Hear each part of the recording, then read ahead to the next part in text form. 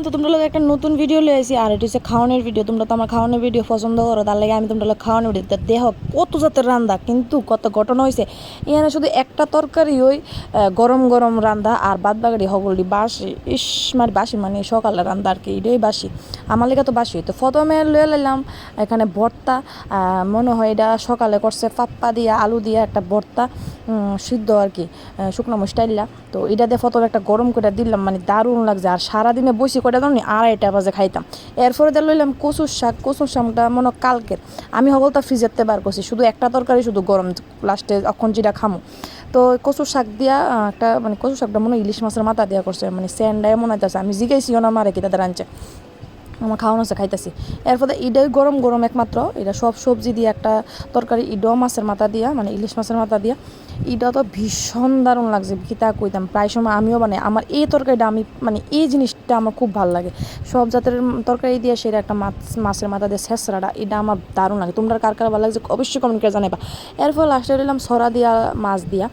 তো সরাও আমার ভীষণ ফেভারিট। আর মাছটা হয়েছে কি বাটা মাছ মনে হয়, ছোটো মাছ। আর আমার কাছে না বড় মাছের থেকে ছোটো মাছে বেশি ভালো লাগে। তো খাইলাম এরপরে মাছ, আর কইলাম না ফেডে এমন খিদা লাগছে সারাদিনের খাওয়ান। 2:30টার সময় গিয়া কোনো কথা নেই, আগে খাইতাম বসি, মানে গেছি কিন্তু বাইতে একটা, কিন্তু কার সাথে সাথে আমাদের গেছে 2:30 বাজে। তো সে খাওয়ানা 2:30টার সময় খাইছে, ফেডের মধ্যে মাথা বেদনা করতেছে কুদে।